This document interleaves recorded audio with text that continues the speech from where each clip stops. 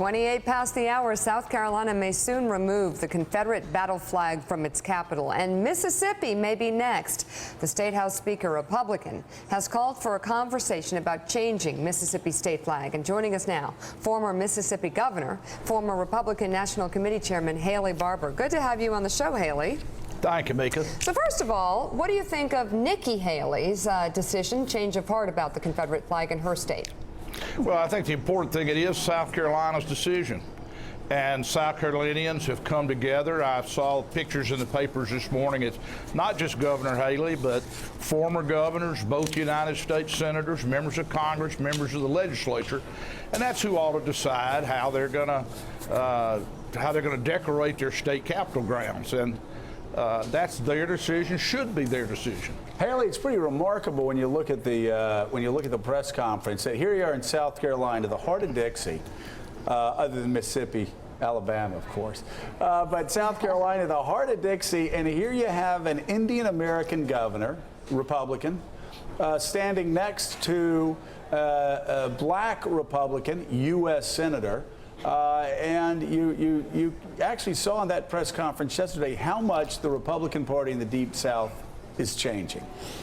Well, that's right, and all over the country for that matter, but particularly in the South. But I thought also important about the picture, there were a number of Democrats in the picture, black and white, and this is the way big changes ought to be made. People work together, decide what's the right thing to do. You know, about 15 years ago in Mississippi, there was an effort to change our state flag, and they put it to a referendum, and it failed.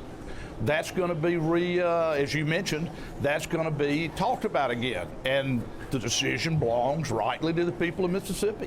What would be, Governor Gene Robinson, what would be your view on that question as to whether it's time to retire that symbol? I stated my view, Gene, it's up to the people of Mississippi. When we did this before, I did not make a public statement about this. I had been national party chairman, been Republican national chairman, and I thought anything that I said would be considered, well, that's the Republican position. And there were Republicans who were very involved in wanting to change the flag, and there were Republicans who were very involved in not wanting to change the flag. But as you see, our Speaker of the House, who is in the middle of this and is rightly part of the decision making, has already come forward and said, hey, this is something we got to take up and figure out how to deal with it. So, Governor, you're no longer governor. What's the Haley Barbour's position on it? What's your position on it, personally, as a resident of Mississippi? Personally, what's your position? I am not offended at all by our flag or the Confederate flag, for that matter. But some people are. But when you the ones who have to deal in Congress, the ones that have to deal in the legislature, the ones that have to deal in the county governments, they're the ones that ought to take the leadership, not the has-beens. You know, Gene, the last thing that a governor wants to hear is, well, the old governor said we ought to do so-and-so. Governor, you know, you're not a has-been. We all know you're not a has-been. There was a poll taken in Mississippi about 6 weeks ago, and 50% of the people in Mississippi said that they would vote for secession if there were another war between the states. 50%, and you say leave it to the people? What is your position, though? Haley Barbour's position? My position is that anybody that believes those kind of polls needs to learn more about polling. I would be very interested in who took such a poll and what the question really was, because I don't any more believe that than the man in the moon. Okay, so Mike, let me try it this way. Haley Barbour, I got to tell you, it just sort of seems a little bit like a cop-out to leave it to others to decide. Either you have an opinion in your heart, or you don't. Well, in my heart, I have this to say to you. While I was governor of Mississippi, Mississippi became the only state in the country to use state money, taxpayers' money, to build a civil rights museum. We're building a civil rights museum in Mississippi to commemorate, to celebrate the civil rights movement in our state. And when the Freedom Riders of 1961 came to Mississippi in 2011 for their 50th anniversary, we had an event for them at the governor's mansion.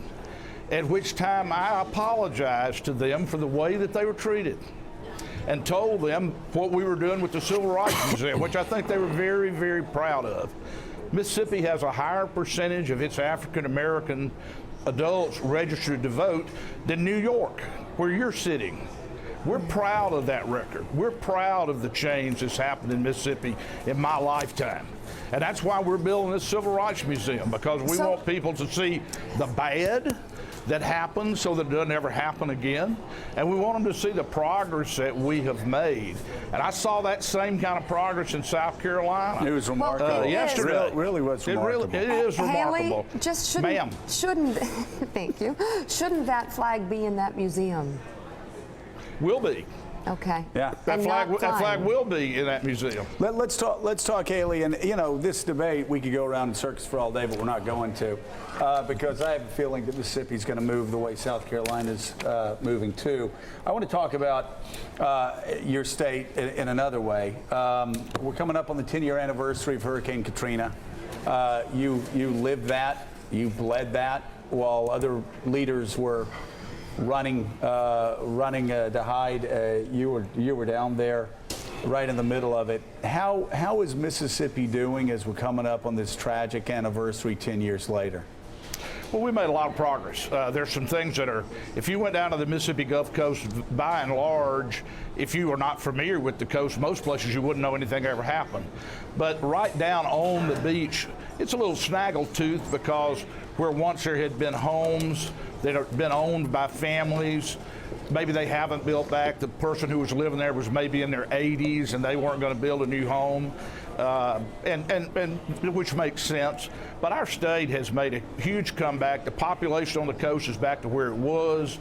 The schools are great. And I will say, while FEMA rightly got a very bad rap for the failure of their logistical system, and it did fail, the federal government did a whole lot more right than wrong by us, as did our sister states. And that's why I've written a book about Katrina. It's not a political biography, but it's a book about America's great storm and the help we got from our sister states. That we had almost 1 million volunteers from other states who came to Mississippi and registered with different charities or churches.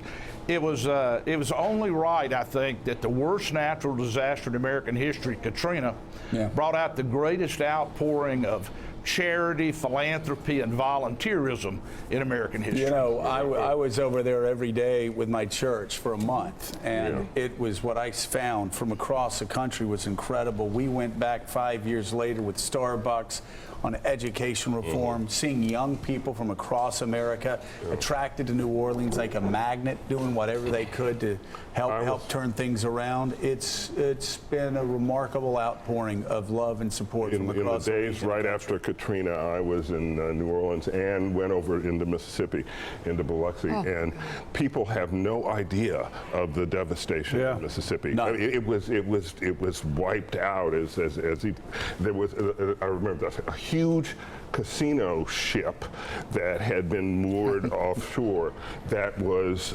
100 feet, 200 feet inland, just crashed down on houses, on what had been. It was just a sight that you couldn't imagine. And Haley, I think I had Thanksgiving dinner, brought my family over to have Thanksgiving dinner, the first Thanksgiving after Katrina. I think it was Bay St. Louis, but there are a couple of towns that were just completely wiped clean. You know, off the map.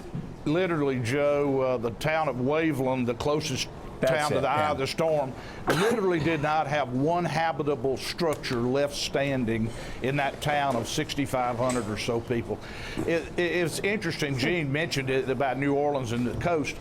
New Orleans had a different disaster, same storm, but two different disasters. They had their levees broke, rising water, flood.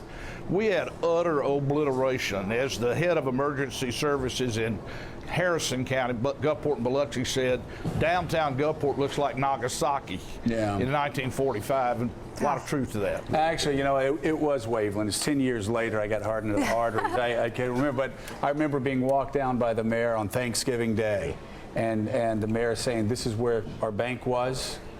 Nothing was there. This is where City Hall was. Nothing was there. This is where the oldest building in town was. Nothing was there. I mean, the people of Mississippi, people of Louisiana, boy, they went through a lot. 10 years later, Haley, we can't wait to read what you write about that remarkable time. Haley Barbour. Thank you. Thank you very much. It's good to have you on the show.